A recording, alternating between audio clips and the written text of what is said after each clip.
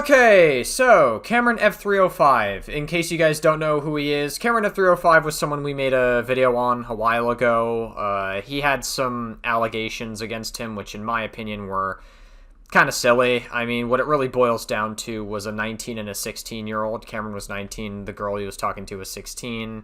They trauma bonded, they sexually interacted. I don't really care about 19 and 16 as an age gap, personally. I don't really think it's that big of a deal to me. Even if you think it's inappropriate, it's not predatory, and people hella sensationalized it into, pedophilia and stuff, which is, in my opinion, a little bit ridiculous. There was also some allegations of sexual assault, which then the girl walked back. The situation's so convoluted. I have a whole video going into it. We don't need to rehash everything here. But CameronF305 has been working on a content cop behind the scenes for a little bit. I've been anticipating it, and he finally uploaded it today as of me recording this. So yeah, we gotta just jump right in. This is on empaths. This is how Cameron is going to evolve the content cop style of videos, and I look forward to it. You know, CameronF305's content cops have been pretty solid for the most part, and I imagine this will be another pretty good one. Let's get into it. What we do here is go back. Okay, incredible.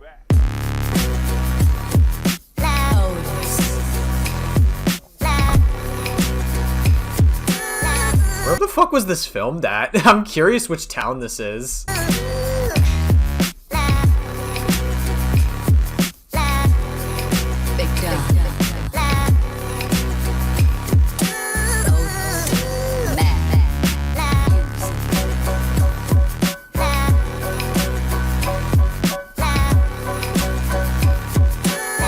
Is this in, oh wait, I just realized, is this in Jersey City? It kind of looks a little bit like Jersey City, not gonna lie.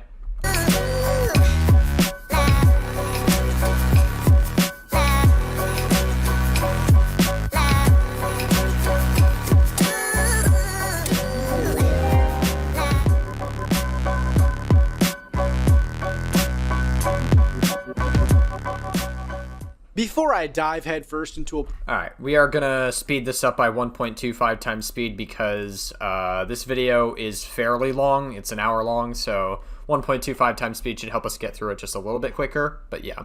Pool of concrete. Let me give you some backstory. As your new local content cop, I scour the internet daily hoping to make it a better place. I can't just focus on our most wanted list, otherwise everyday content criminals would get away scot-free. And oh no, not Hassan Pitcher! No! Hassan Barker! Hey, that was my plan. Believe it or not, there was no plan for another items mentioned on this channel until my Meet the Jamhas deep dive video. He's gimped, he's raped, he's gay. And after today, oh no! iDubbbz being edgy secretly? No matter what happens, I'm going to stand by that. However, today, I had to make the exception. You see, today's video was only supposed to be about our little Australian empath known as DarkViperAU. Why can you not stop lying? Please stop lying! But thanks to my busy college schedule, my move in August, and, you know, the events of September 2025, a lot has changed. I'm putting this here in the beginning to let everyone know that this is not going to be the iDubbbz drama channel, and my last video goes further into that. But with all that out of the way, on to the video.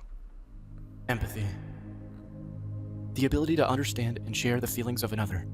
Damn. The one feeling that iDubbbz thought he found, but it was only his definition of empathy. His definition of empathy is thinking that it was justified to call CPS on Ethan and his kids.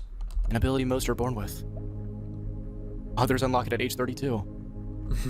Incredible. And others never gain it. Empathy. It's a beautiful thing, isn't it? White girls on Twitter go nuts for this shit. Okay. White girls on Twitter. What about the white girls on Instagram or the white girls on TikTok? Yo, what up, Black Panther? Welcome back to another episode of Content Cop. Today's episode will focus on two empaths, and for that reason, I feel it's important to lay out the term empathy. You know. Yeah, so I saw DarkViperAU in the thumbnail. It's interesting. I've never, you know, obviously DarkViperAU is not, the only topic of discussion here in this video. But, I never really dived into DarkViperAU. I saw him on, Twitter and stuff. And, I remember just from knowing very little about Dark Viper's situation, I know Willie Mac made a few videos on him, I remember seeing the way he would react to situations, and he would just, crash out so much on Twitter. He would, make videos of him getting so angry at, the things he was talking about, and I'm just like, dude, This is not the way to respond to drama. Like, what are we doing? This is not it. What it means, how it's been misused, and why it's a buzzword for this genre of people. Empathy can be summarized as putting yourself in another person's shoes to understand and feel their emotions. You know, gay shit. Sometimes a total lack of empathy can be symptoms of conditions like autism, NPD, BPD, or sociopathy. Other times, Incredible. it stems from environmental factors. Everyone type 1 in the chat if you're a sociopath. Oftentimes, the term is confused with another basic fucking human emotion, sympathy, which is feeling bad or feeling pity for someone else. The two are similar in nature, but very different in practice. Today's episode of Content Cop Reload is sponsored by my socials and my lovely patrons and members. For behind-the-scenes content and live streams, be sure to check out my second channel, Chaotic Cameron. Join the Discord server and interact with the community. And don't forget to follow that Twitter and Instagram, or you could support me like these lovely people by becoming— Alright, let's go. Do I recognize anybody from the members list? I feel like I might. No, I don't recognize anybody here. Damn. How unfortunate. a patron or channel member. And of course, don't forget to smash that motherfucking like button and subscribe, bitch. Now that we have our definitions laid out, let's get into how the term empathy has been misused and causes eye rolls for many. Other than— Yeah, so I imagine, are you going to talk about iDubbbz first? I mean, I know Cameron says he doesn't want to make it like an iDubbbz channel, but like when we're talking about empathy, the unfortunate reality is that iDubbbz does come into the conversation at some point. And its conflation with the term sympathy and other broad applications, the destruction of the term is pretty easy to pinpoint in my honest opinion. In fact, it directly ties to the uprising of virtue signaling that we covered in my last content cop. Most of the time when the term empathy gets brought up, it gets used in superficial corporate initiatives. It's often used as a catch-all term to show how you're the bestest person. It's weaponized in debate or discourse, or it's used by armchair psychologists to diagnose people, etc. In these cases, when many people feel overexposed to the term, they'll become cynical. My audience likely feels this cynicism every time they hear iDubbbz talk about his empathy. So why— I have unlocked empathy at age 32, and it sounds really pathetic to say that. It's because it is, Ian. Our subjects today love to use this term. Well, it's their buzzword for morality, which in turn feeds on the vulnerable. It's their way of telling you that I'm a decent person. I feel everyone's pain. However, anyone with a brain can obviously tell you that that's just not the case. Like, nobody, with the exception of Jesus, is going to understand the life experience of everyone. In human nature, it's just harder to feel empathy for situations or people that you can't relate to. That's where sympathy should come in. Cameron, do you really think I'm a fucking idiot? Why are you telling me that? Well, that's a great question, and it'll all make sense. Remember to keep it in mind as we meet our empaths, because believe it or not, they're giant hypocrites and very whiny babies. It's fucking distracting. Oh my god, he's using the fucking transition music from the Leafy Content Cop. Dude, it's crazy. I am almost baffled at how much iDubbbz has changed since his glory days. Like, the difference between watching iDubbbz's old Content Cops and then watching how he is now is night and day. Like, it's actually kind of fucking crazy how much iDubbbz fell off. And listen, like, I'm not saying iDubbbz needs to, like, go back to saying slurs or go back to being edgy. I mean, like, listen, it's fine if he wants to change up his content and stop being edgy, but, like, the problem is that he fucking just overcorrected so much, and it just was, like, so obnoxious. And then he's just like looking for virtue signal points on the internet, like at every turn that he can get. Now, our first empath is a familiar face to the channel. You know him, the 40-year-old empath, iDubbbz. Hell yeah. Now, if you've already seen my content cop on iDubbbz, you could skip ahead 10 seconds. Are they gone? Good. You haven't watched my magnum opus? I swear. Take this citation and watch, or you're gonna pay a hefty fine. Not— Damn. Cool, dude. Unlike my predecessor, I try to be fair and give as much context as possible. But since you probably know the iDubbbz empathy lore, I won't spend too much time on it. However, for the sake of context, we can briefly go over his publicly stated principles on empathy. That way, we have it in mind for when we see that empathy in action. So, in 2023, after a miasma of controversy related to Creator Clash, iDubbbz dropped a video apologizing for his old edgy content. Y'all know the story. It was fine if he wanted to move on. He's free to do that. But yeah, I mean, it makes you wonder if he put out that video. I remember seeing that video and not having the context to Creator Clash prior.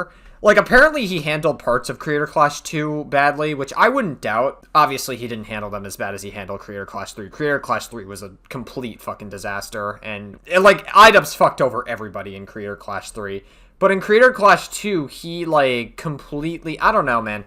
I wonder if he, like, made that video as, like, a distraction from all the bad that was in Creator Clash 2. Like, all the hiccups, we'll say. With, like, the Froggy Fresh stuff, him having to kick him out because of him being attached to a literal white supremacist being Sam Hyde, which, to be honest, I kind of get iDubbbz's decision behind that. Like, I actually completely get that because, again, Sam Hyde is a legitimate white supremacist, and he's probably not somebody you want tied to your brand, so I completely get it from that perspective. And even when iDubbbz put out that video about the, you know, I miss the old iDubbbz in 2023, I actually, like, sympathized a little bit because I was like, yeah, okay, that's fine. You don't want to do edgy content. It sucks. But, like, Ian was just, he overcorrected way too much. And he's like, I've inflicted a lot of pain, and it's never going to go away, that pain I inflicted. It's like, you're overcorrecting. You're also being a little bit too hard on yourself for the content. You know, what happened, and you can't really change it, and you kind of just have to move forward. You can't really beat yourself up for it. The only way is forward, right?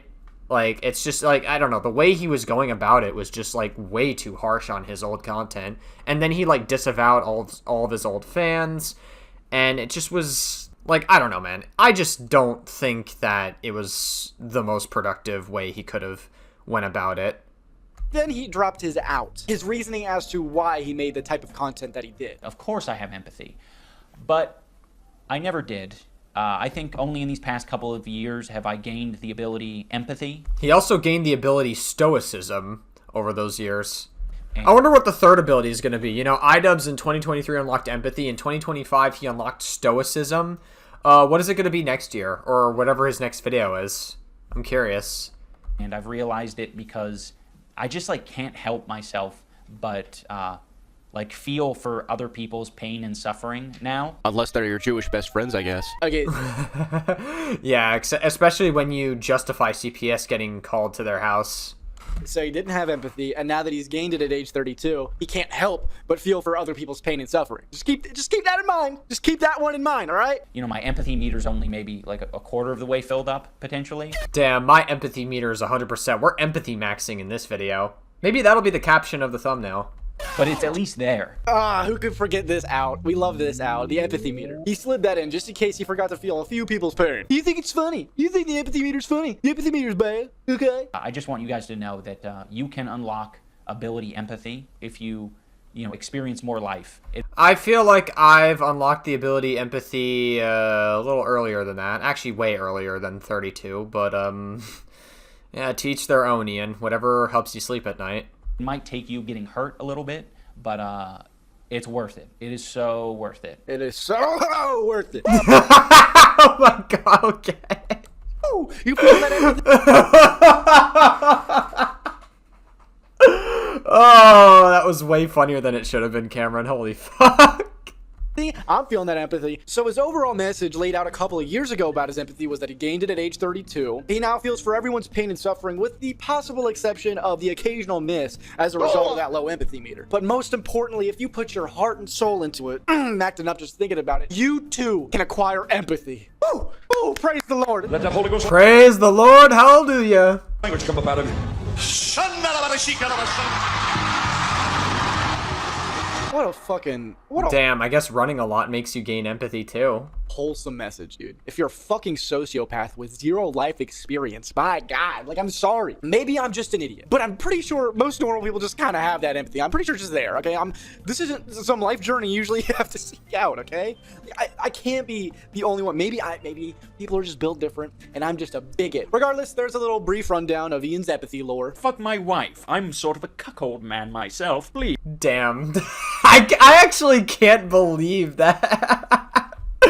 There's no way that's an old... Dude, I used to watch all of iDubbbz's old content, whether it was the Kickstarter crap, the Indiegogo excrement, the bad unboxing videos. Dude, I used to watch a lot of old iDubbbz content, and it was actually, like, some of the inspiration for some of my older content. Now, am I proud of my edgy phase? No. Was iDubbbz, like, a part of where I got that humor? Yeah, a little bit. But you know what I mean? Like, I feel like a lot of people go through an edgy phase, but, like, iDubbbz just, like, overcorrected way too much. You know, like, obviously, if he wants to stop being edgy, then he wants to stop being edgy, right? That's not really the criticism. The criticism is that he just became such a husk of a human being, overcorrected, disavowed all his old fans, and he's just looking for good boy points, and now he's at a point where he's with Hassan Parker, and he's, like, justifying CPS getting called on Ethan. Have a great time. Now, I just can't believe that cuckold clip was a fucking, clip. That's just self-fulfilling prophecy there. let's move on to our next empath. The tyrant of Tylenol himself, DarkViperAU. Alright, I know very little about DarkViperAU other than he just fucking crashes out a lot. I was literally speechless. I did not speak the entire time because I was so confused why we were staying the game. I have never been this mad at a person the entirety of my life. A quick rundown of... Oh, okay, so does he just get mad at video games. I'm sure that's not the only reason why people are, like, I guess, upset with him. Dark Viper, for those unfamiliar, he's a YouTuber with a storied past in different ventures. He started as an atheist channel where he debated Christians, and then he went on to this freeboot gig where he was basically upscaling different debates and whatnot until it eventually got demonetized for, you know, stealing content, which is very ironic. He also ran a reaction channel. That's interesting. Oh, yeah, because he was out there claiming that other people were stealing his content. Oh, that's so funny. At one point, I'm pretty sure, until eventually becoming a GTA speedrunner. And for the past several years, he's been one to stick his little nose into all sorts of controversy and sometimes starting some drama of his own. He's got a history of horrible responses to criticism and just general schizo behavior that's been well documented. If you're just unaware or one of his diehard fans, I recommend you guys watch the videos about him by the British Runner, who go way deeper than I'm willing to go into today. But for Oh, okay, so that's a bit of a rabbit hole. Like I said, I'm very unfamiliar with, like, DarkViperAU. I know he's kind of a lolcow, but... yeah, and I know Willie Mac made several videos on him. For the sake of this video, I'll go over a few notable examples. He constantly inserts himself into drama, going on aggressive rants on Twitter. He's got the lolcow gene of unnecessarily responding to absolutely everything with pages and walls of text. Oh, Jesus Christ, he's one of those. Okay, I already know what kind of person we're dealing with. All right, say less, Cameron. I get it. I get it. Oftentimes, he executes that classic cycle of starting some shit or attacking someone. The DarkViperAU cycle. False claims, bullying, Twitter drama, shitty behavior backfires, play the victim. Damn. And then asserting himself correct, then his shitty behavior backfires, and then he plays the victim. He's got this crusade against React content, which, as someone who's pro fair use and heavily critical of lazy reaction videos, it sounds innocent enough, until you realize how extreme he is with it. He claims all reactors are bad people. How the React grift works. All reactors are bad people. They exploit to benefit no one but themselves. Collectively, they have stolen millions of dollars from actual creators and have stopped countless thousands from having a career. How the React grift works by DarkViperAU. Wait, didn't he do reaction content at one point? Is he, like, speaking from experience? Or I would need to know the context of this Google Doc, I guess. But before I go any deeper with that, this is just like a common trend with Dark Viper. He just doesn't understand nuance. There's just never any in between. Anyways, in his tweet, he attaches a 14-page document, where he shows how strong his empathy is. He unironically makes the case that React content is comparable to date rape. I'm not... What? I mean, I'll take your word for it. I'm fucking floored. Hold on. I have to see this. Joking. There's a whole section in here where he basically compares... Hold on. Okay, so content. Perhaps due to fearing the powerful reactors and their audience will threaten your livelihood with backlash. Or if you are not knowledgeable enough to say no, you don't know what another person is out there exploiting your labor. Or if you physically can't say no, maybe because a reactor has spiked your drink at a party... a reactor believes they can do whatever they want to you. Consent to reactors means they can do whatever they want to you unless you have explicitly told them no. Going to a party with a reactor must be a scary thing. Besides, a person unironically... Dude, I am floored. I am actually fucking floored. You must have gone through no struggle as a human being to have this take about React content. If you don't like reaction of, like, blatantly stealing videos and you don't add any meaningful commentary, you're like a lot of Twitch streamers who just, like, sit and then they eat food and then not actually give any meaningful commentary to their reactions. Or if you're like Jinx back in the day in late 2015 and 2016, where he just sat through an entire video and didn't add any commentary to it, whatever, and then gave commentary at the very end of it, that is essentially stealing content. And yes, that is wrong, right? That should be against fair use. But if you're pausing, you're adding commentary, you're giving meaningful feedback to videos, and you're giving meaningful feedback to the overall discussion, then that is what would be considered fair use. And generally speaking, the more commentary you give, the better. But comparing React content to rape has to be one of the most unhinged things I think I've ever seen on the fucking internet. Reactors to sexual abuse criminals and insinuates that they'd be likely to spike your drink at a party, takes silence for consent, basically is comparing React content creators to rapists. Completely unironically, it's not some edgy joke or anything, it's posting cringe on main that he truly believes and defends in the comments when someone called him out for it. It says, yeah, reactors are likely to commit sexual abuse. He says it's hyperbole, but only slightly so. The difference between... Okay, so he kind of just does what Pirate Software does and doubles down and, like, tries to believe that he's right on, like, literally, like, everything that he gets criticized for. Wow. All right. actively ignoring consent for financial gain is not so far removed from ignoring consent for sexual gratification. Calm down! You calm the fuck down! He does this in order to label all reaction content creators as bad people, while also claiming that everyone fine with their content being reacted to is being forced to because of fucking the way the culture works or whatever. It's a very dumb argument, and it only makes those of us who are fine with transformative reaction content but have a problem with fair use violations in reaction content look bad. Most people— Yeah, true. And also, Cameron, please don't kill me for reacting to your video. Oh no, Cameron, I'm reacting right now. Oh no. initially disregarded the document because of how ridiculous it was, except for most critical who was mentioned in the document. Now, Charlie did get— Wait, who else was mentioned in that document? Hold on. Because of how ridiculous it was, except for most critical who was mentioned in— Okay, so let me see this. As you can imagine, nothing would happen to me. I would just be Hassan, Pokimane, Moist Critical, and XQC. But why is the second scenario better than the first? If you defend reactors, you must consider it to be so. Oh, okay. He has, like, multiple scenarios here.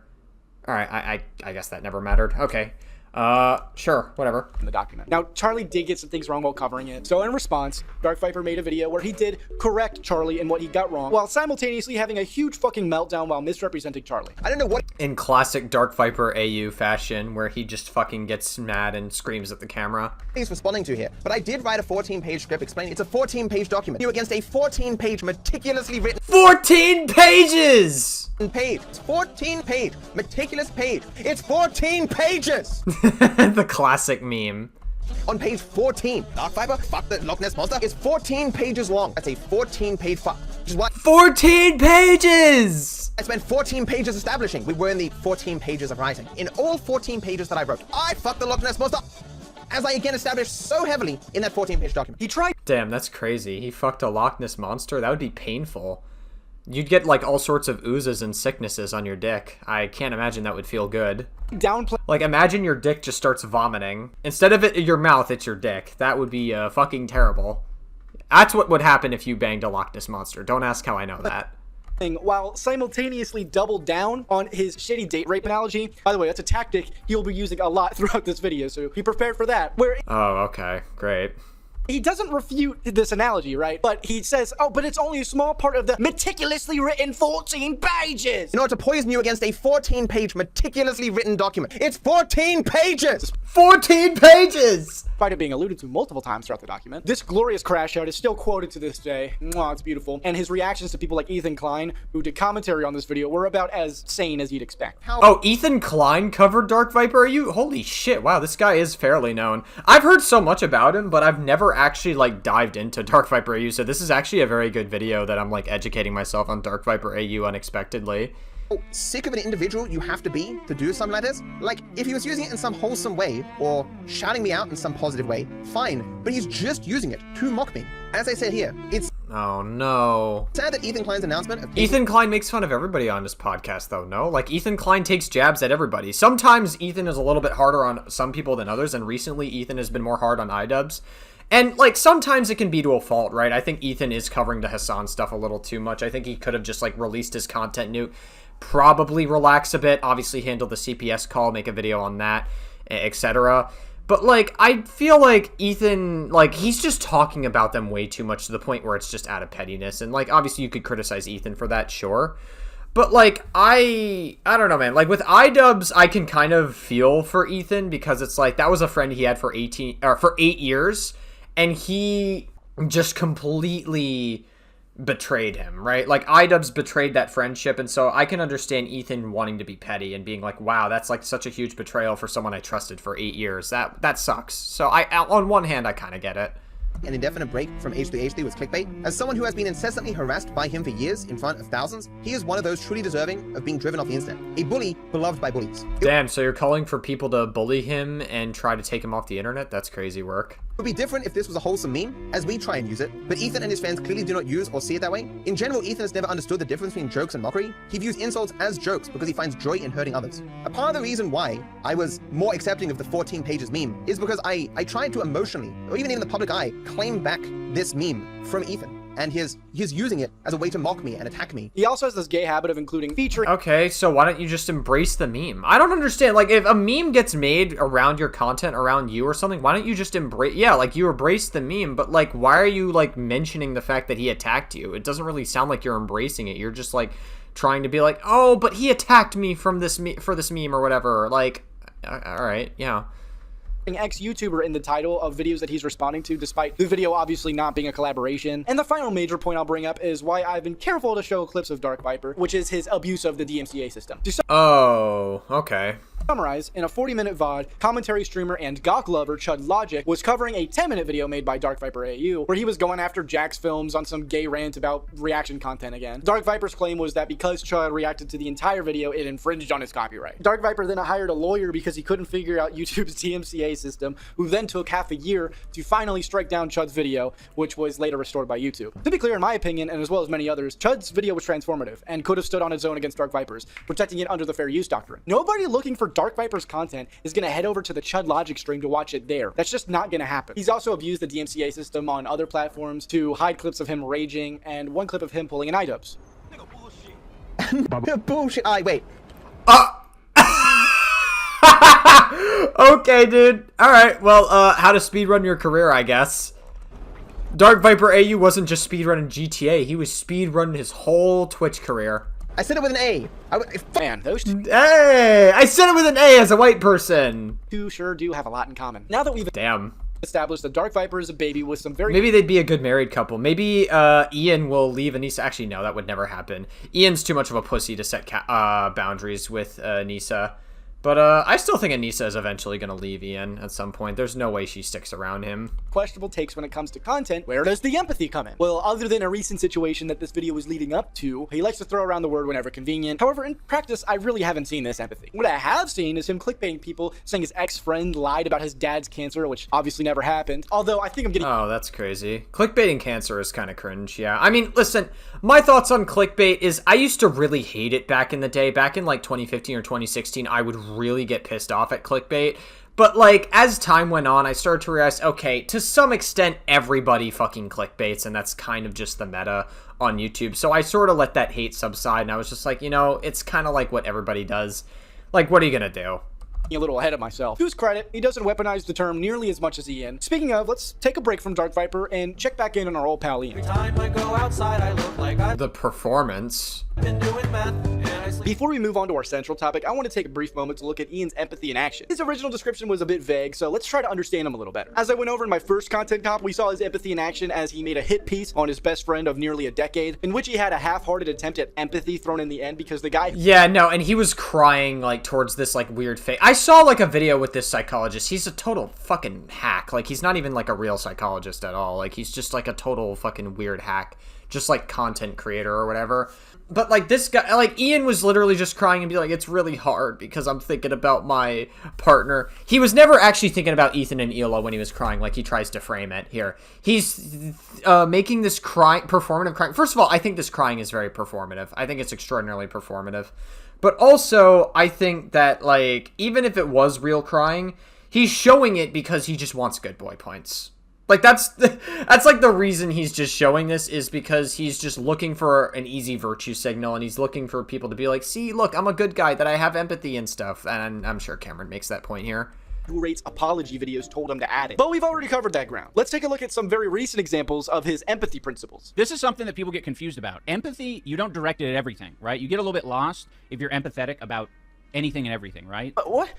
Damn, so inspiring, Ian. Such an inspiring content creator. God, I'm fucking beating my meat to that so much. People get confused. No, that was you who implied that. Don't get it twisted, all right? I just, like, can't help myself but, like, feel for other people's pain and suffering now. That's why people criticize you every time your little empathy meter misfires. If you don't have any empathy to give, there's nothing to give. What are you going to do? You can't always do that. So, yeah, it doesn't mean that you can't try, though, sometimes. Like, I try sometimes, even when I'm watching this fucking stupid podcast. Look at him rub Wow, incredible. Look at him getting nervous. He's got the sweat beads going down his forehead.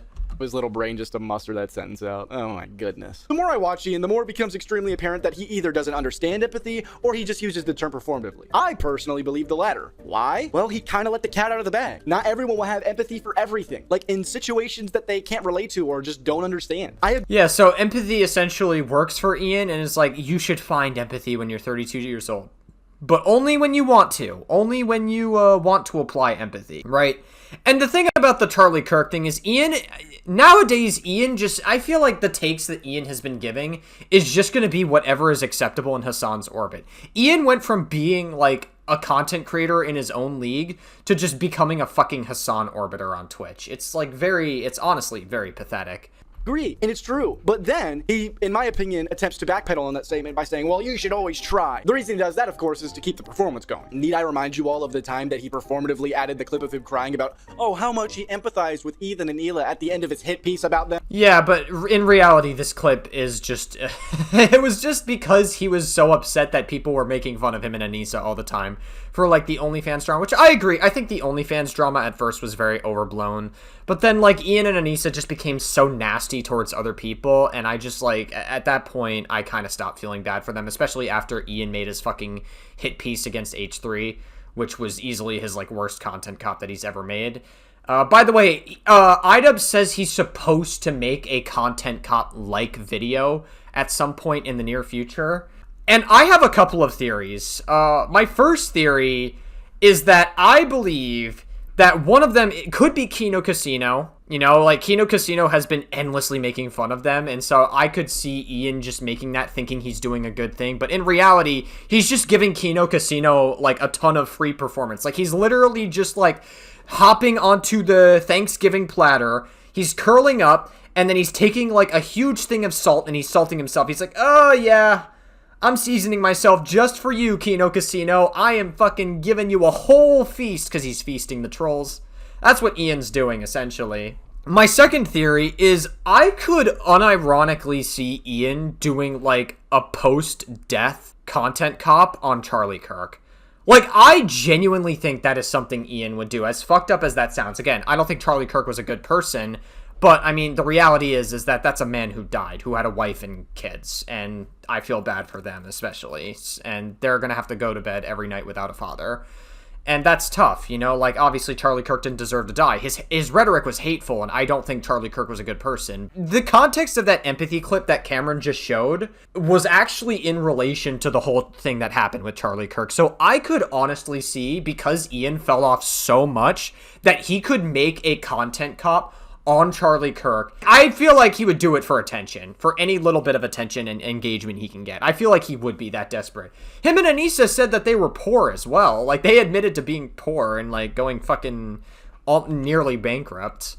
Now let's be charitable and say it's not performative. If only I could get a clip of him actually Why are you being charitable to IDubs? I don't think he deserves it. exercising this empathy. Maybe then we'll have a clear understanding. He's claiming that they were paid to come smear him on the show.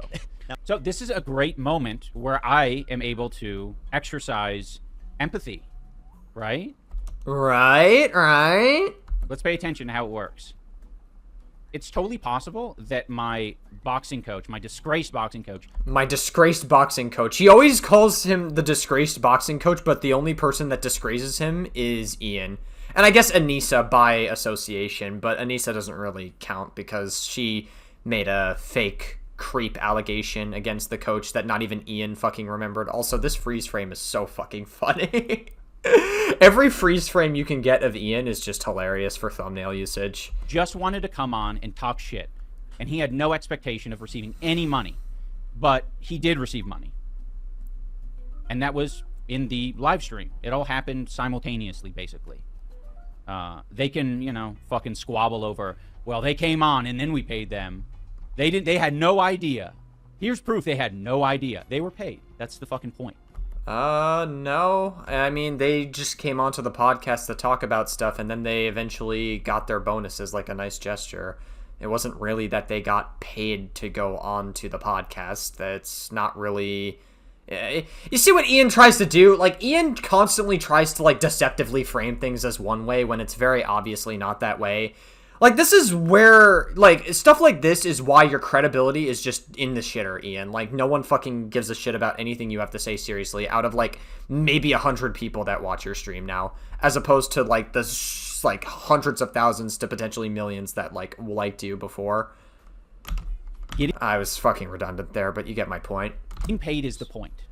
It's not the order in which things happened. So empathy is lying that your boxing coach was paid to smear you on a podcast, then lying about the fact that you said that in order to make an entirely different point as if you never said that they were paid to go on the podcast. They already spilled their guts. They were getting paid like $5,000 to go on this podcast. I'm going to be sending you guys $5,000. No, they were not. They were promised a bonus that you did not pay, so he paid it for you during the show. It was during the show. They were not getting paid to go on the show, you fucking liar. Yeah, exactly. Like, Ian obviously lied about the bonus part, and plus, H3 never paid them to go onto the show. That was not the reason why they came onto the show. But eventually they got it. It was like a nice cherry on top, and that's, like, Ian is trying to frame it as if that's why they went onto the harassment podcast. Oh my god, they went on the harassment podcast because they're saying mean things about me and Anisa, and they're saying mean things about Hassan Piker, my Hassan Parker. But then, it's okay when Ian says nasty, mean things, like saying that the boxing coach's wife is dumb as rocks. It's okay when Ian does it.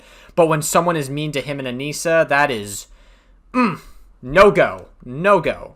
I'm not seeing it. What it looks like to me is you being a malicious snake, not an empath. But hey, I'm 21, not 32. Maybe I'm just not getting it yet. If you're watching, can you send me a Teddy Fresh hat? I'm a hat collector. I want a Teddy Fresh hat. DM me. I want a Teddy Fresh hat. So he's a performative empath. I believe he has empathy. However, I also believe that he uses the term to virtue signal towards people's morals whenever convenient. I think True. he's a selfish empath, which is kind of gay. I'm gonna be real, this has nothing to do with the video, but I just wanted to point out how funny and empathetic it is that Anisa would jump in front of a train to defend Hassan from sending the might of Zeus to his dog for moving an inch, but was unwilling to defend Ethan and Neela from the allegations that their dogs were shitting all over the floor and giving their kids diseases. One of those claims Yeah, it's very ironic. Anisa really tried hard there.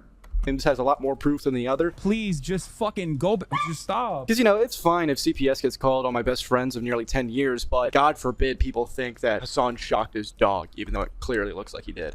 No, it wasn't confirmed Hill Kit. It was confirmed that it was a fucking vibration collar. Yeah, so when Hassan says that it's a vibration collar, that is a downplay. That is him trying to downplay it and make it seem not as bad as he was. Also, if it really was just a vibration collar, why didn't Hassan show it in the first response? I feel like that would have been the only logical thing to do, but instead he decided to show it in like his third response, so he had like time to think about what the fuck he had to say. And also, some people were suspicious that he taped on like the prong holes and stuff. But I don't imagine Mr. TBI Brain is going to understand it. He just wants to sweep for his favorite content creator who doesn't care about him whatsoever. Or that the dog had a vibration collar. Not even. I don't think Ian realizes how he comes off to people. I really don't think Ian has any self-awareness. I think Ian, is like, I love Hassan. I'm gonna go for Hassan. We're gonna raid Hassan. Hassan's such a great guy. But then they don't realize that Hassan doesn't give a shit about Ian whatsoever. Like, Hassan attached himself to the content cop, but then he quickly realized how poorly he looked optically because iDubbbz is just so hated. Everybody, I would say the overwhelming majority just, hates iDubbbz. iDubbbz only has, a small crowd of people that still enjoy watching his content today. And I think Hassan, once he realized that, he pulled back and, didn't attach himself to Ian as much. And, yeah, the content cop really backfired. It did not work for Ian whatsoever. And that he used it. That's just what the dog has. If I publicly said that Ethan and Neela are great with their kids, Ethan and Neela didn't kill their dog, and Ethan and Neela wipe their asses or don't have giardia or whatever the prompt is. The only person who would... Whatever the prompt is, which is implying that it's not true, by the way, when Ian says that. That's actually so outlandish. There is me, because I'm like, why did I tweet this out? I'm not tweeting out because I'm not your fucking lapdog. Oh, well, I guess they are Hassan's lapdog after all. We have official confirmation. Not that we really needed it.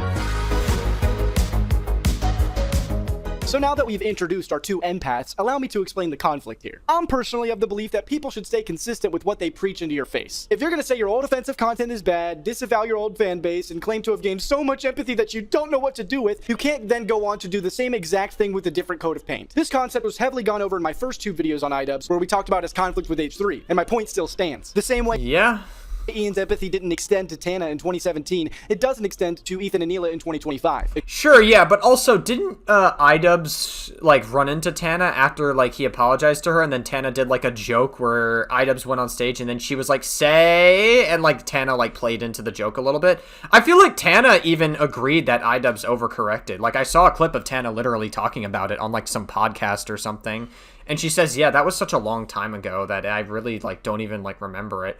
And she says, in a weird way, I kind of needed that smack in the face because I would have been like an annoying bitch or something. I don't know the exact words that Tana said, just to be clear. I have no idea. So I'm not trying to like put words into her mouth. I would have to go back and look at the clip of exactly what she said. But it was something in that vein. Except, you know, the differences being the lack of good arguments, offensive language, and the addition of the empathy performance. What Ian is doing here is what many call safe edgy, where instead of maybe calling someone an artard, you diagnose them with a mental illness. It should be just as derogatory by their definition. Ian understood this in his Tana content cop, but now it seems to have been replaced by a CTE. A recent example of this... Oh my god. Oh, poor Ian. I almost feel bad for her. I said her. Holy fuck. I said... Oh my... That was not intentional. I said her, but then I was like, wait a minute. This would be a live stream outtake if I could make it that.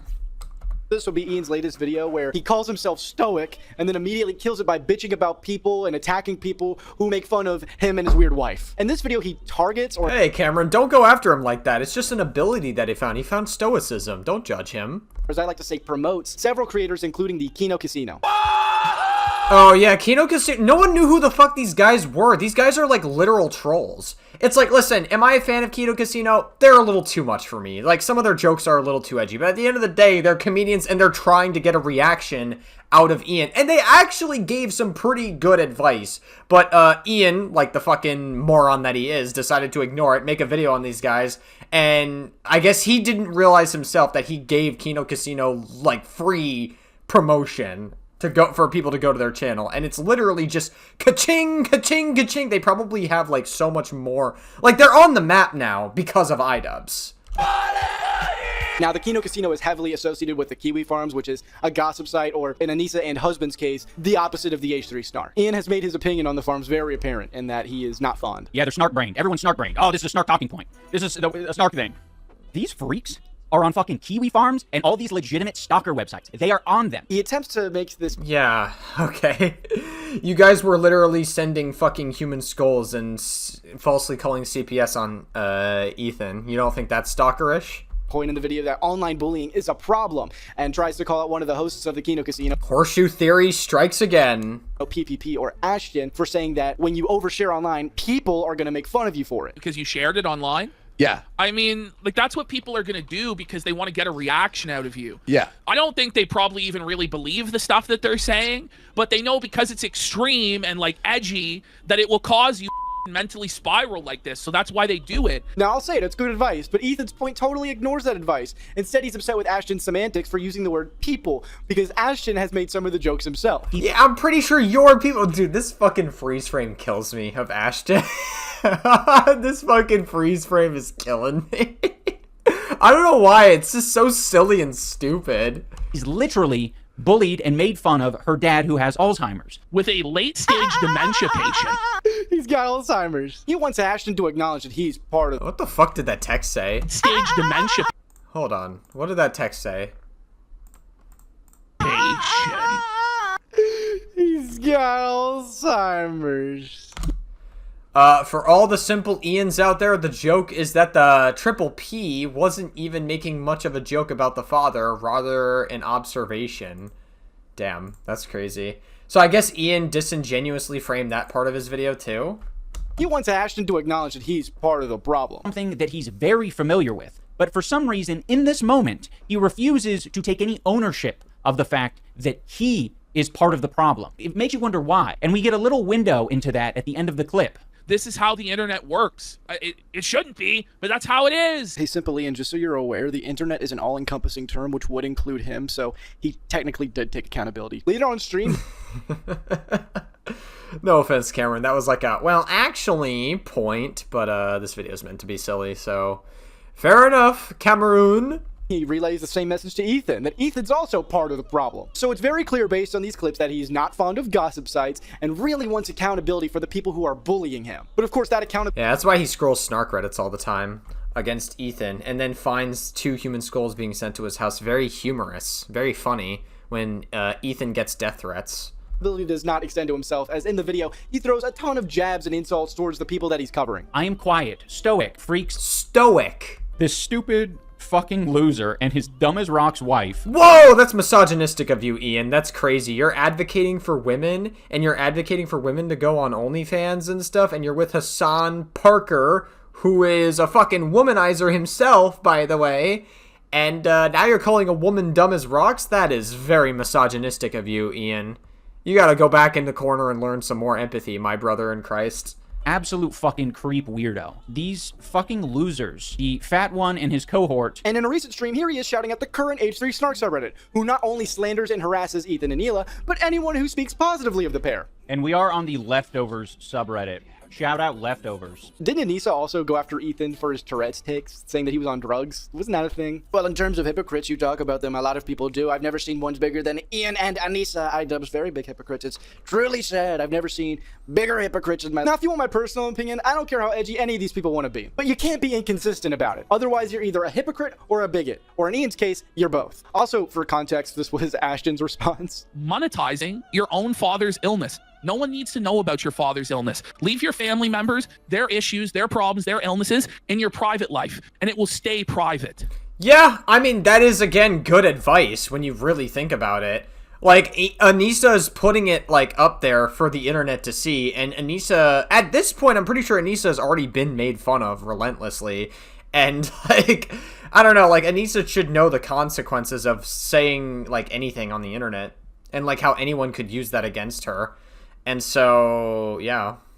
I'll say this too, because they're gonna play these clips of me like dunking on Ian, you know, having to live with the father that has dementia or whatever. I'm not doing that to dunk on the father. I'm doing that to dunk on you and Anisa. And by the way, Anisa's father will never ever see Kino Casino, and if he does, he'll forget it very quickly. Okay. Jesus Christ! Oh my God! Oh, that's rough. That was a brutal one. I feel that alone demonstrates my point, but we're not done yet, and it'll get a lot darker as we continue. But first, I need to take a little trip to a land down under. It's time for a viper hunt. Do you feel the land down under? I see what you did there, Cameron. Well played.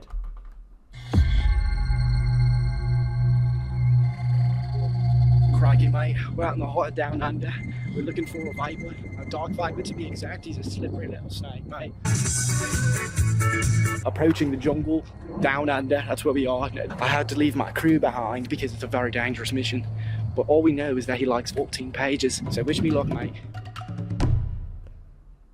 Alright, mate. Crikey. Been out here for a while looking for the viper. Oh. A squirrel just fucking fell. We gotta find 14 pages. It's a key sign. Finding the viper. Stinky little bugger. Crikey. Slender, the 14 pages, except Slenderman is DarkViperAU. I feel like that would have been a good skit for you, Cameron. I don't know, man.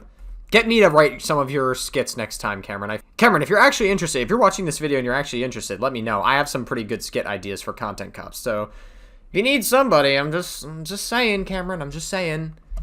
What's that over there? Oh, crikey. Oh my goodness. Yeah, mate, this is the viper. 2, 6, 8. I don't even know what some of these say. I don't feel like going back and playing them again. I'm getting scared, mate. 12. I'm sorry. 14. What does it mean? What does it mean? Oh, blooming bloody hell, mate. Blooming bloody hell, mate. I have never been this mad at a person the entirety of my life. It's 14. You should have done like a... Cameron, in this video, you should have done like a fucking mask of DarkViperAU's face and like put it on the snake. I feel like that would have been like really cool. Pages.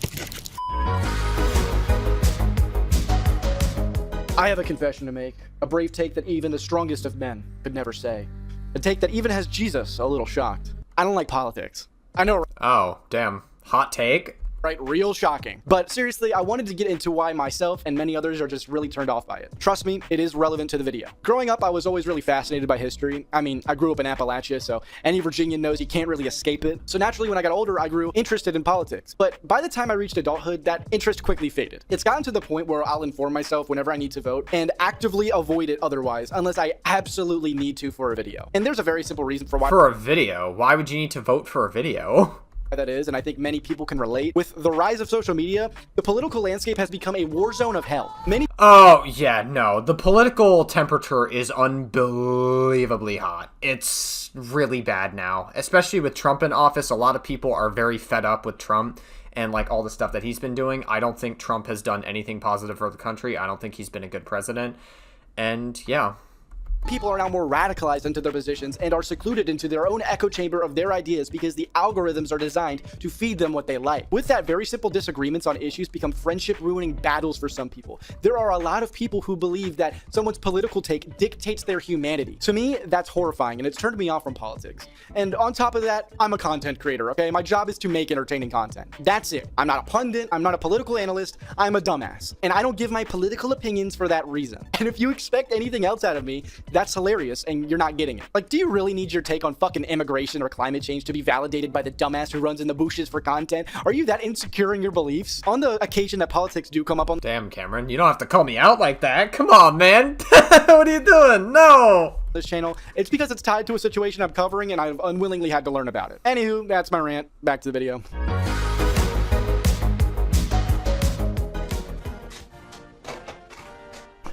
The American flag, hell yeah. Patriotic Cameron. Do you think Cameron... Okay, so what do we guys think? If Cameron ever made it to the army and he was a patriot, right? Which branch of military do you think Cameron would go in? Do you think Cameron would be part of the Air Force? Do you think he'd be part of the Navy? Maybe he's a little gay. I don't know. Like, every man that's gay goes to the Navy. Even if they don't admit it. Just think about it. I know, I know somebody who is married... Who met in the Navy with their partner, and husband's a little gay because the wife is non-binary and all that shit. If you know who you are, you know who you are. If you're watching this video, shout out to you. You know who you are. Okay, so my next subject is about the Charlie Kirk situation from last month that 99.9% of you are probably aware of. Yeah, I mean, I don't think anyone didn't know what the Charlie Kirk thing is. I'm pretty sure everyone is aware that what happened to Charlie Kirk was terrible. Forget the autism announcement at the funeral. Nevertheless, I'd like to provide the context and share my perspective, as the internet is quick to forget. As a quick aside, I'll be the first to tell you that there are several things I disagreed with Charlie Kirk on. I've also criticized him and his format several times on stream. However, that does not justify what happened. So yeah, I agree. I mean, listen, Charlie Kirk was a bad person. He literally was completely complicit in slavery. He says we should bring back public executions. He thinks that discriminatory voting should be a thing. I know there was, like, more to it than that. But, like, that's pretty much the overall message. He thought, like, discriminatory voting should be a thing. And he actively tries to take away the rights to marginalized groups, or he's, like, for that sort of thing. And so, yeah, Charlie Kirk has spewed a lot of harmful rhetoric. And there's no denying that. That doesn't justify killing him, but still, he was not a good person. On September 10th, 2025, at Utah Valley University, conservative influencer Charlie Kirk hosted his first event of his American Comeback Tour. At these events, he would often debate audience members, primarily college students, who disagreed with him. These debates were part of his Prove Me Wrong debate series, and this event was his first of many planned tour stops. Around 3,000 people attended the event, crowded around the amphitheater where Charlie was speaking. The crowd primarily consisted of college students aged 18 through 24. Others in attendance included younger teenagers, along with their parents, faculty, and other off-campus individuals. It is also rumored that Charlie's wife Erica and their two children, a 1-year-old and a 3-year-old, were also in attendance. So just to be clear, I'm pretty sure Erica completely debunked that. I'm pretty sure she was not in the crowd. I thought she was at first with the kids, but no, I'm pretty sure that got debunked. Things seemed to be going to plan. However, as many of you know, things quickly took a dark turn. At around 12:23 p.m. Mountain Time, while Charlie was debating the second speaker, a single shot was fired from the rooftop of a nearby building, striking Charlie in the neck. Due to the bullet likely hitting his jugular vein, an intense fountain of blood quickly poured from Charlie's neck. Yeah, like I said, he would need more than a miracle to survive that. There was very little chance that he was surviving that. It's like, it's right in the neck, like, you're basically fucked. his muscles tensed up before quickly collapsing onto the ground. As the crowd ducked in fear, Charlie was rushed to the hospital while the news rapidly spread online. Graphic videos of the shooting spread on the internet like wildfire, leaving even the most desensitized to graphic content feeling sick and in shock. Meanwhile, in the hospital, after multiple procedures, including emergency surgery to save his life, Charlie Kirk was pronounced dead. President Trump announced his death on Truth Social, but the truth of the matter is, Charlie Kirk was likely dead before his body hit the ground after being shot. To put it mildly, maybe. I mean, there was a very small chance he could have survived. There was like a moment where he was alive. Like there was like a moment of it. But again, like, it's tough. If it was a 50 cal bullet, he would have died instantly. His head would have probably fucking exploded because 50 cal bullets are meant to fucking kill. The country was in shock. I'll speak for myself and say I was even pretty shook up by this. My entire day just stopped, and I felt physically ill after seeing the graphic videos of the assassination. Yeah, I mean, it was tough. It was like a horrible thing. I rushed to make like a 5-minute video because I wanted to say something about it. In hindsight, that probably wasn't the right thing to do because it was still very fresh and it was still like very much a thing that was happening. So I probably shouldn't have rushed to make a video about it. But like, again, I needed to like form a more, I guess, like, ironed out opinion about it, in which I do now. Like, I enough time has passed where I do have a more ironed out opinion about the Charlie Kirk thing. Prominent figures in the political space were quick to condemn the violence. Other conservative figures were in pain, and other polarizing figures were in fear. However, there were also a good chunk of people who were very happy about the news. Cheering. Oh yeah, there was an overwhelming amount of people celebrating his death, and those people are disgusting, for sure. Dancing and raving over the there's a difference between feeling apathy for someone's death, like not feeling any empathy for them. Shocker, I'm using the word empathy in this video, shocker. There's a difference between that versus just straight up celebrating the death, and those are two different things. Like, it's fine if you don't feel bad for Charlie Kirk and you're like, yeah, I can't say I feel sorry for the guy, but also, like, celebrating his death is a completely whole other thing. Murder of a 31-year-old father. I want to make this very clear. You don't have to like Charlie Kirk. You don't have to agree with or like what he believed. You don't even have to care that he died. You're free to feel how you want, and I won't stop you, judge you, or chastise you for feeling that way. But I will say I think that celebrating or justifying the assassination is disgusting. Pause. Why am I telling you this? Why is the content cop moral flagging? Well, it ties into our key topics today: empathy and the freedom of speech. Let me explain. I think you should be able to joke about or say whatever you want within reason. Now, I'm no free speech absolutist. That historically has led to degeneracy. I'm looking at you, YMS. That's fucking crazy. YMS catching strays. It's so funny because YMS had Ian and Anisa on their podcast as well.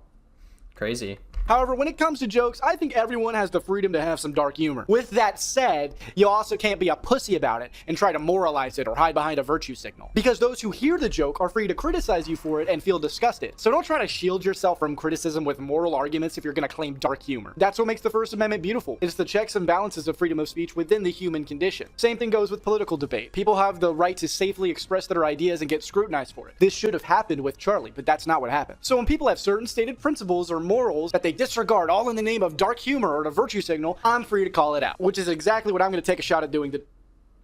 I need to change my vocabulary, which is exactly what I'm going to do today. A little over 5 hours after the death of Charlie Kirk was announced, while, the body was still warm, DarkViperAU took to Twitter to give his hot take on the whole situation, saying, "It is morbidly ironic that the best way to honor a man who said empathy is bad and gun deaths a necessary cost is to feel nothing at his death.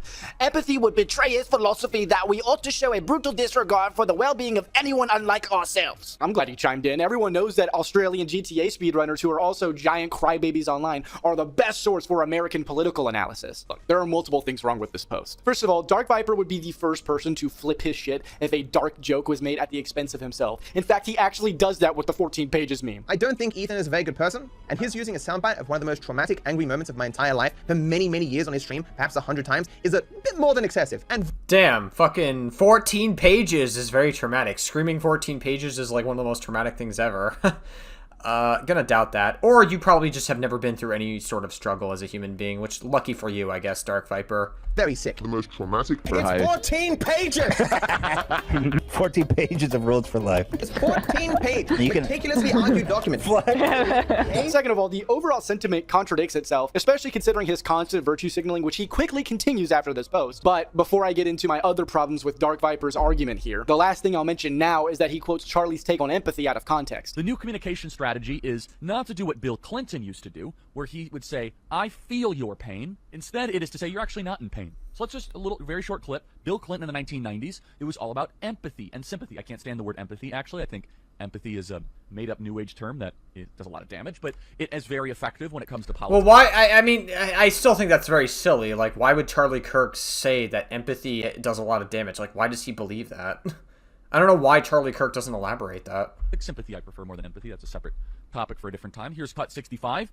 Bill Clinton talking about how I feel your pain. Listen to how he's talking. Listen to how he's trying to lean in to people's struggles and concerns. So Charlie was critical of the term empathy and said that we should have sympathy. I personally disagree, and I think we should have both. This clip alone has me a little mixed. However, shortly after that quote, he criticizes politicians for not having empathy towards citizens. Of why are Democrats now not even acknowledging things are difficult? So let's go to this tape. Cut 49, Janet Yellen. I think the United States is doing very well. So people are in pain. They can't pay for bills. They can't pay for groceries. They can't pay for gas.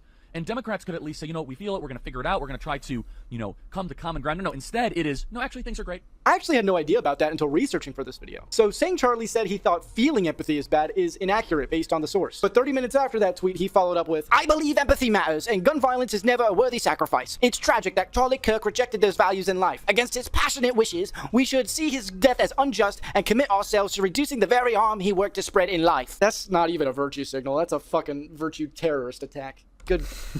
Oh my god. DarkViperAU is just fucking crazy. Wow. God. So he does this classic backpedal but double down maneuver, where he ignores the fact that he originally said that we should feel nothing at his death. Now adding this new sentiment that we should be the bigger people and show some empathy, while also doubling down on his empathy lie. That sentiment was short-lived in true Dark Viper fashion, as not even 3 hours later he keeps going on and on and on. If you care, pause the video because I ain't reading all these out. But the general— I'm not reading it either. I honestly don't give a shit.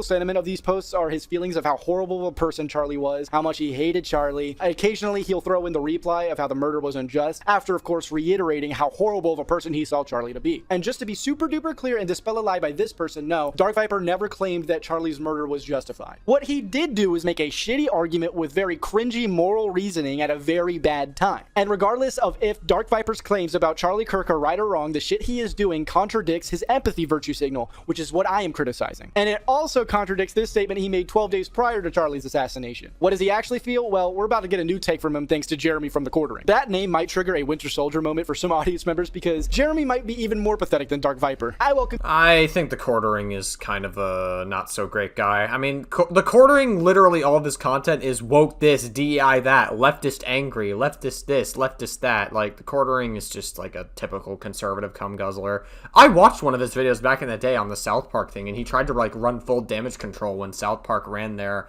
episode about Donald Trump.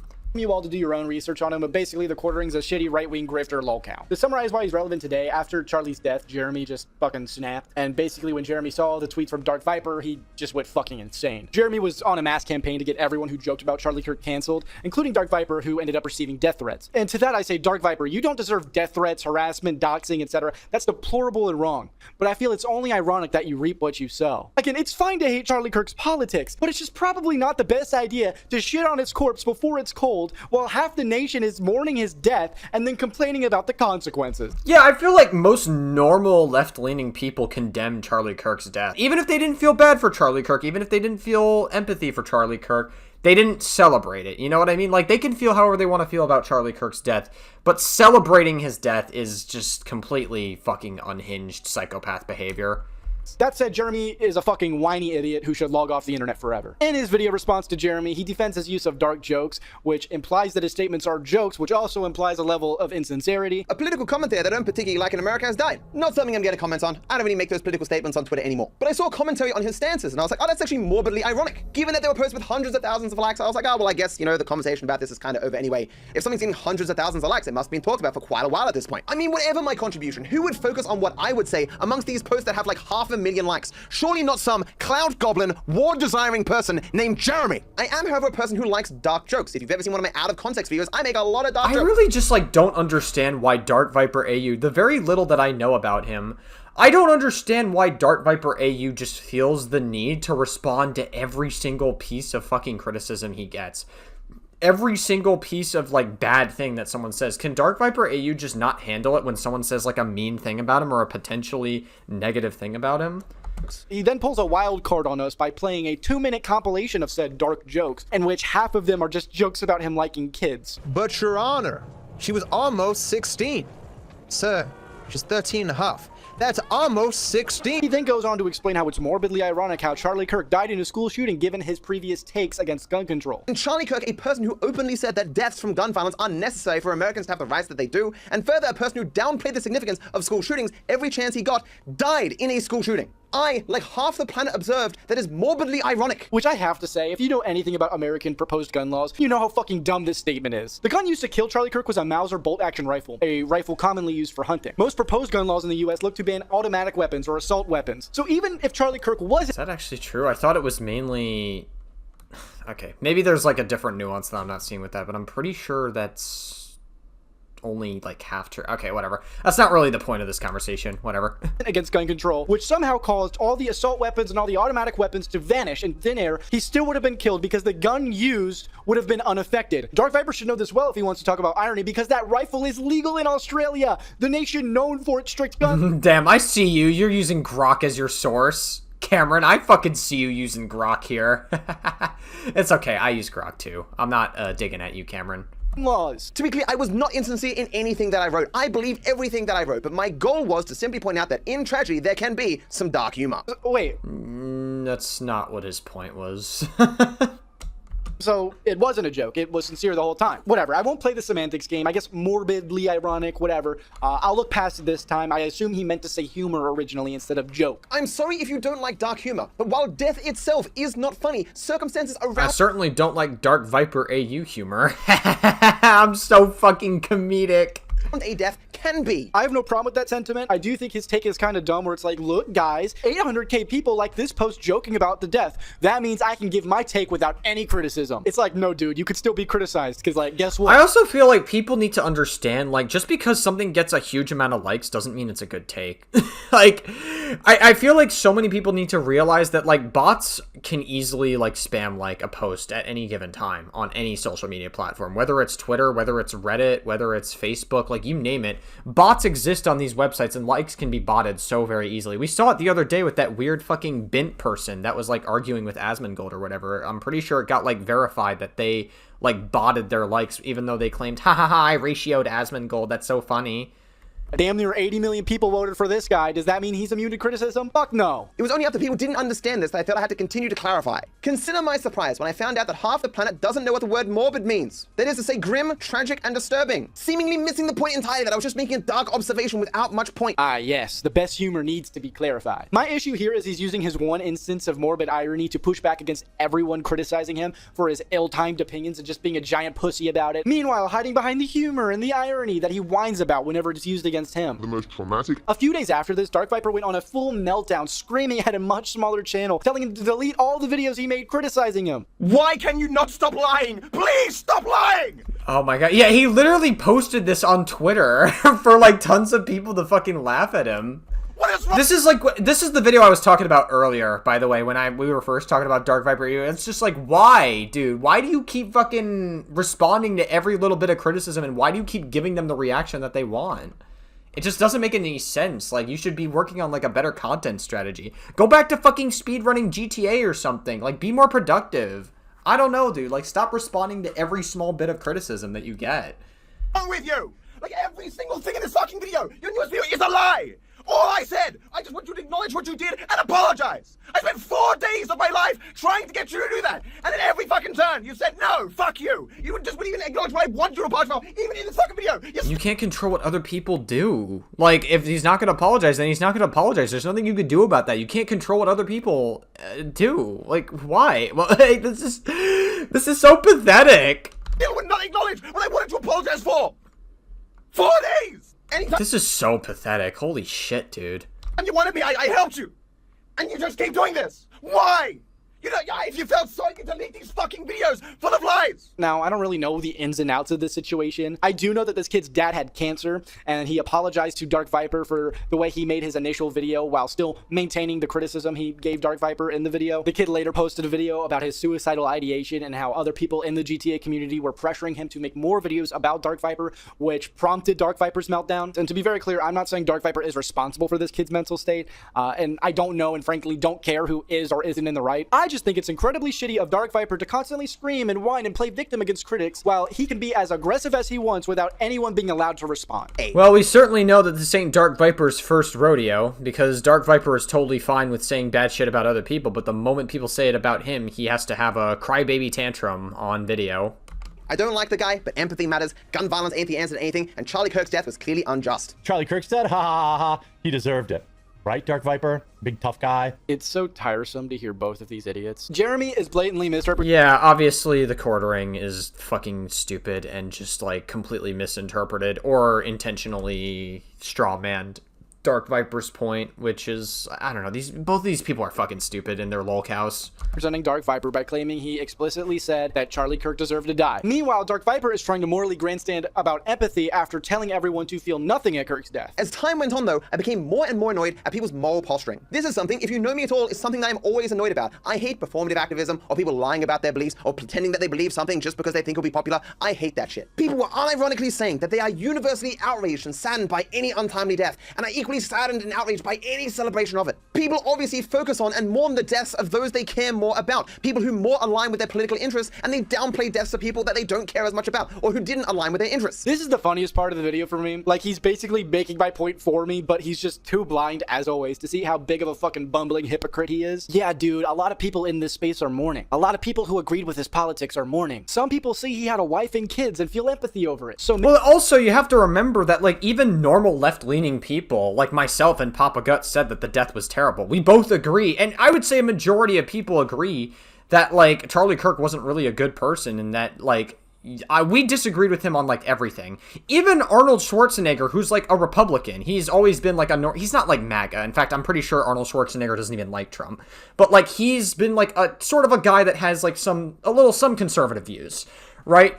He said that he disagreed with Charlie Kirk on some issues, but he said that, like, the fact that somebody could get killed just for expressing the First Amendment, which is something you can do, is kind of insane. Like, that is just fucking mental that someone could die just for expressing the First Amendment. That's not to say that Charlie Kirk didn't spew hateful rhetoric, because he did. He absolutely did, and it was disgusting.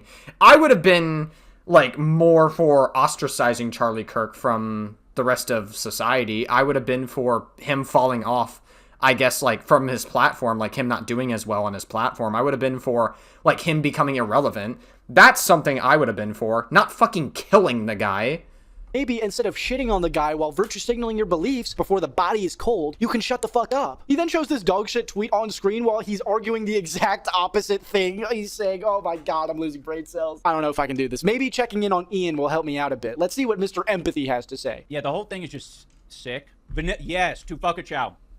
That is the one take that I came across. Vanilla Mace. Vanilla Mace's comment on it, I was just like, yes, yes! Like, the fact that she So what was Vanilla Mace's comment on it? Had no amount of, like, she was not being, what's the word? Like, she wasn't trying to... TBI brain kicking in here. Like, choose her words carefully or whatever. Like, she said exactly what, in my opinion, needs to be said. All right, great. Looks like we're going to have to do some digging. Well, what did she say that's got old Anisa's husband over here creaming his pants? She uses copyrighted music throughout, so I can't play the audio. But basically, she explains that she got some backlash for reposting something that said that you can't separate Charlie from his politics, which I assume had some further implications. Otherwise, I can't understand how that alone would get her backlash. I mean, I think there's a level of truth to that. Like, obviously, Charlie is so associated with a lot of young men who become more conservative. A lot of people my age and Cameron's age. Cameron's like 3 years younger than I am. A lot of men our age and even younger are becoming, like, more conservative leaning. And Charlie Kirk played a huge role in that. I'm not saying he was, like, the most one, but he was a huge one, right? He was a huge role in, like, making more men our age conservative. And like, you can't really separate Charlie from that, like, because at the end of the day, that was a huge part of his identity. His identity was that, so that's why you can't separate it. So I think there is a level of truth to that. I'm just curious to know what specifically she said that Ian was like, yes, yes, yes. He then goes on to say the Dark Viper take that he was arguing against simultaneously, which is, why does everyone care about this and not the school shootings that happen all the time? What about the children in Palestine also? Which is such a fucking non-argument. Guess what? Yeah, it's just like, oh no, but like, why are you caring about this when there's a genocide going on? Or why this when there's a fucking kids getting shot up or whatever? Okay, I mean, at this point, you guys use the deaths of children both in Gaza and school shootings more than Hamas do. At this point, you use them as human shields online. It's fucking extreme. It's just like, oh, but like, what about this? What about this? It's like, okay, are people not allowed to like talk about the death of somebody? Are people not allowed to do that? Like, what's wrong with you? I don't know, man. It's just like, it's such a weird whataboutism that's like a non-argument. Yeah, I do agree with Cameron here. All unjust death is bad, and naturally people are going to be louder about the things that they have a closer connection to. I think we can all acknowledge that violence against innocent people is bad. Sorry, am I being a little too... This is a brave take. Whew, gosh, intellectuals today, huh? Wait a second. Oh no! Oh my god, Noah Samson as well. Jesus Christ. Don't worry, Ian gave his own take not too long after this stream. I think Ian has a thing for girls with really, really short hair. I don't know, man. While he was reacting to a BreadTube video about Miss Rachel. Here in the state that I feel like this woman is, and what I believe the state Charlie Kirk was in, is that you just haven't seen enough of the world, and you're not really, you don't have to see more. You don't have to see people suffering. You know, like, you can very much choose to be in, you know, your tight, super tight-knit, wealthy community, and so you never have to come to grips with, oh, I might have been wrong about this, or, ooh, this is a little bit more complicated. But also support Palestine, guys. There's a genocide going on. Don't criticize Assad. There's a genocide going on. Become more educated on these issues. Yeah. I'm with you, Ian. I'm with you. Than I thought it was. He's always so quick to patronize people. Ian, I don't think you're the guy to be telling people to live more life. Correct me if I'm wrong, but didn't you spend most of your life living in the Californian suburbs with your parents and didn't move out until the whole YouTube thing went well for you? I don't know if spending most of your life in one place is living more life, okay? Charlie was 3 years younger than you, and his career was to go cross country and talk to people with different ideas. You can criticize his motivations, you can hate his ideas, but for the sake of this argument, clearly one of you was actively looking for different ideas, and it's not you. I don't know. It's so fucking weird that we live in a world where Charlie Kirk was more successful than Ian ever will be. I guess that really fuels the idea that Charlie Kirk could be next of Ian's content cop like videos. Like, he could do it after his death. Oh man, maybe if Charlie was sheltered, he'd still be around. Yeah, it only got more that way with time, and I think that's one of the reasons I didn't really have any hope for this guy, like, turning over a new leaf. Like, maybe he could with time if he after he essentially won the presidential election for Trump and he was advocating for all these things and seeing how shit things are becoming, maybe he could have had a come to Jesus moment. Yeah, he was getting paid to stay that way. That's true. It's hard because I definitely project a little bit in these cases, and I'm like, oh, there were, like, he was interested in discovering things. He was just maybe mistaken. It's like, no, he just, like, he got fucking worse and worse, and money doesn't make it any fucking better. And it's beyond that, right? He's trying to, like, preach this shit before he knows how to wipe his own ass. Word on the street. Yeah, so, Ian, is that him justifying the death of Charlie Kirk? That's a little strange. All right. Ian, is that you still have not learned how to wipe your ass. That's crazy. I didn't even think of that one. Damn. I guess Cameron has more empathy than I do for thinking that one. It's word on the street. That's from the streets. Cameron is more empathy, and I have more stoicism. I'm really from these streets. To me, this looks like Ian was empathetic towards Charlie, but his chat isn't. So he's actively trying not to be empathetic towards Charlie anymore. He went from, oh, maybe he could have come around to, nah, there was no saving him by reading chat. Ian, didn't you discover empathy at 32 saying, oh, with enough time and enough masturbation, anyone can discover empathy? Enough time and masturbation. Listen, I've gained empathy with a lot of masturbation, just saying. Realize Charlie was murdered at 31? He wasn't given enough time, man. What are you talking about? You're saying that since Charlie was so politically involved at a young age, there was no saving him. Meanwhile, this is the type of stuff you were saying at age 25. Ian, aren't you that N-word guy? Aren't you the N-word F-word guy? Remember that episode? He's the content cop guy, or was the content cop guy, because CameronF305 is our new content cop. episode of South Park, that the N-word guy, I don't think you've apologized to Jesse Jackson enough, Ian. I think you still need to kiss his ass. I need a picture of that, and then maybe we can move forward. Before I show you guys the next clip, I'm actually going to show Ethan and Neela's reaction first, just so you guys can see the difference and see a little bit of what empathy actually looks like. That's not how we enact change. And so I wouldn't recommend watching the video, but for me,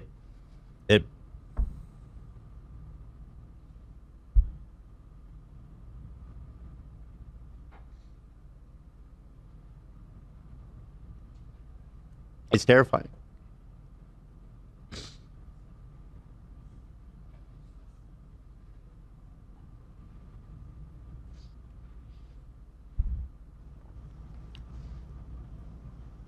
feel like it's such a terrifying moment for everybody, and to understand this is Yeah, and I also think that it's like a normal thing to, like, you know, look at Charlie Kirk's death as a famous person and be like, that could have been me. Somebody could have been psycho enough to go on a rooftop and shoot me. this is what we've come to. All right, now back to Ian. Now this pattern continues throughout the stream until he finally says this. Let me say, I'm not fucking crying over it. I fucking refuse to. He's so obviously, like, fucking referencing Ethan here. He saw Ethan's reaction to Charlie Kirk's death. He is so obvious. He's so petty. Bro, at this point, I'm convinced that Ian is almost just as petty as Ethan is. They are both such stubborn, petty motherfuckers, and this is going to go on for the end of time. Cry over that shit, and, you know, I'm not judging anyone who's making jokes and shit, because you cried over, like, after a fucking boxing sparring session. What are you talking about? You cried at, and then you performatively cried to that, like, fake psychologist or whatever during your content cop on Ethan. Obviously we don't want that in chat, TOS and all that, but it is a very fucking, like, it is serious shit. Like, when you start to see these Charlie Kirk quotes and what he was talking about, there are so many, there's like a new one every day, and it just gets more disgusting. And to be honest, the outcome is literally like what he describes in all of his debates. So I'm just like, ugh. Yeah. Woo! Justifying the outcome is kind of wild. I also love the sentiment where he's been on this multi-year crusade against the edgy humor that he gained popularity from, but now all of a sudden he just doesn't care anymore. It's fine. But TOS, I just want some consistency, man. Even Hassan had a more human reaction than this. He keeps up that sentiment for the rest of the stream. You know, Christianity is bad.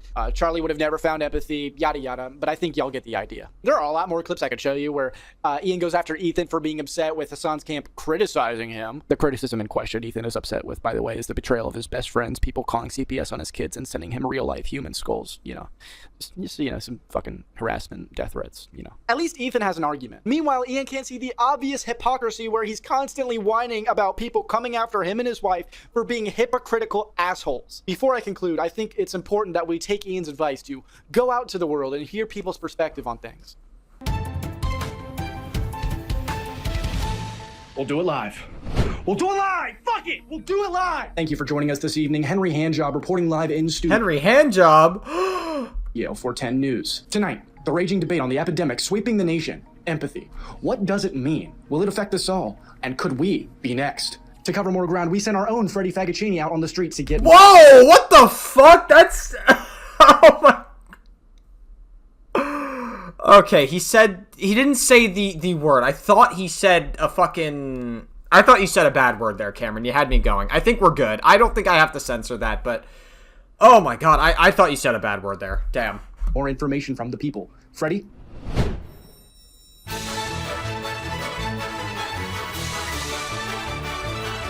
Alright, hi, how are you? What's your name? Good. My name is CJ. Adriana. Adriana, do you guys know what empathy is? Have, like, compassion for other people or Yeah, feel like, how they feel. see people in their shoes, right? Feeling sensitivity towards another person besides yourself. Now, how old are you guys? I'm 25. 25, okay.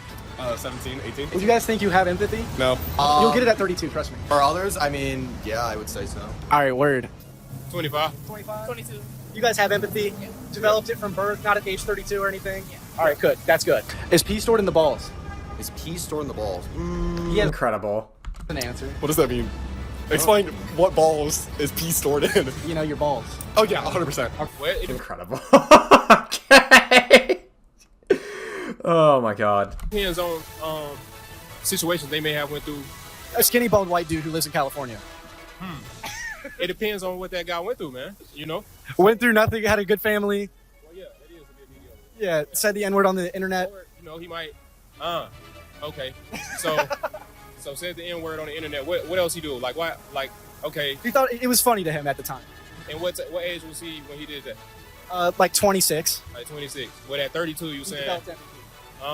He also likes to watch other women or other. Dude, this is honestly fucking great. He's like getting on the street reports of people who are not terminally online, like describing every characteristic of Ian, and then he's just getting their opinion on it. It's so funny. Men fuck his wife, allegedly. Oh goodness. Would you guys consider yourselves stoic? Absolutely not. What are we talking about? I swear, the 17-year-old and like his group of friends or whatever, like they know who iDubbbz is. I feel like some of them know who iDubbbz is. A specific individual here? His name is iDubbbz on YouTube. iDubbbz. Like if your wife tried to like peg you, you'd say no. You would not say no. Talk to him about it. 50-50? Right. Oh no. What's his following like? Well, it used to be pretty big. So you fucking it up for him? A little bit. Not just me. All right, good shit, man. Not just me. Last question. I'm gonna end it on a more serious note. What do you guys think about people celebrating the assassination of Charlie Kirk? You know, at the end of the day, you know what I mean? Murder isn't right, man. Right. You know, Whether or not you agree with them. I mean, that's like a normal take. That's like a normal non-terminally online take to have, is like murder's not right, but also like Charlie Kirk was not a good guy, right? That's just my take. Actually didn't agree with them. Hey, facts. Hey, murder isn't right, man. That's the only thing that I can say about that situation right there. It's fucked up. No matter what your political views are, I don't think anybody should die for what they believe in. So if someone says they feel no empathy for this person, but touts empathy, this is a very specific place I'm going, but they tout empathy all the time, it's probably contradictory. They're low-key contradicting themselves, I feel like. All right, perfect. Yeah, you guys have a good day. Chat, let's all say one nice thing about each other. As this video comes to an end, I think it's important that I lay out my point because I threw a lot of information out there. I think Charlie Kirk's situation stands as a cautionary tale to all of us that we shouldn't see debate and speech as violence. If we judge people's morality and existence to their political opinions... Well, yeah, because the pendulum, or I guess like the fucking bar is going to keep getting set lower and lower and lower for what would justify someone dying. Like, they think Charlie Kirk justify... Like, I literally saw a tweet from, like, a Dead by Daylight streamer saying, I actually think it's cool that bigots die. And I'm just like, okay, you're fucking unhinged and you're a weird sociopath. Jesus fuck. I would have been, like, on board if you're like, I don't feel bad for this guy for dying. Like, that's fine. But you literally were justifying him dying. And I'm just like, okay, at what point are you going to justify someone that slightly disagrees with you for dying, right? Like, the bar is just going to keep getting set lower and lower and lower until you have full control. And you essentially are all for America turning into a fucking autocracy at that point. Because that's literally, like, what you're essentially advocating for. Playing a dangerous game. I don't think that's a crazy concept, but maybe I grew up a little differently than Hashimoto's and Dr. Empath. I'll be the first to tell you that I've been on record criticizing Charlie Kirk, and I didn't agree with things that he said. Does that mean I can't feel for his family? No. And I know I'm not the only one to feel that way. With that said, if you don't feel for him, that's fine. All I ask for is some consistency and a little bit of humanity. Don't morally grandstand your empathy to me and in the same breath feel the need to shout from the rooftops before an autopsy is even performed about how much you hated this guy and don't feel bad about what happened. On top of the virtue signaling, if your entire personality online is being a fucking crybaby, I don't think people are going to take you that seriously nor feel bad for you when the internet shits on you for it. If you actually want to learn some perspective or even some compassion, start with the people that you don't like most. Otherwise, stop virtue signaling, drop the act, and I don't know, fucking shit on a table or something. To close, I'll echo the words of a once reasonable man. It's either all okay or none of it is. Not when it comes to slurs. Stick by that and stop making exceptions. I don't know about that. I feel like, listen, I maybe stuck by the it's all okay or none of it's okay when, like, Ian said slurs because I was, like, in my edgy phase in high school. It is what it is, right? Like, what are you gonna do? But, like, I wouldn't stick by that, like, I feel like it was just not a good point. It's a point that hasn't aged well. You know, we may have used that argument back then, but now it's just, like, just don't say slurs. Like, there are some slurs that are worse than others, like the R slur, right? I still think the R slur is bad, and you shouldn't use the R slur, but it's not as bad as, like, saying the N-word, right? What? Oh, we have an early look at Dark Viper's response. Let's see. I've had enough. I cannot believe it. I seriously cannot believe it. I've been almost up for 24 hours. I will not chill. Bro is a fantasy writer on par with Sanderson. Indeed. Fucking indeed. I'm not used to dealing with this level of anger. Oh my god, it's Gordon Freeman in chat. Gordon! is in chat. Understand how to deal with this level of... Bro, you literally have people in chat saying, dude, let it go. Dude, let it go. Like, they're telling him to, like, stop, like, talking about it. Oh my god, and he's still going about it because he can't help himself. I cannot understand how a person has spent days repeating the same lies over and over again. This is a valid crash out. Darkviper, fuck the Loch Ness Monster. How sick of an individual you have to be to do something like this? It doesn't show the context. It's just like, here's what the document's about. It's 14 pages. Why can you not stop lying? Please stop lying! What is wrong with you? 40! And when I finally go, well, I have to do this like one fucking video, one live stream, with the horrible things you did, and now I'm harassing you, I will not chill! So finally... What? Ian Jamha is threatening to make another content cop. Oh man. Well, now what? Say no. Okay, Jesus Christ, I fucking had a heart attack there. Oh god. Oh my god, Cameron, you got me with that. Oh my god, you fucking...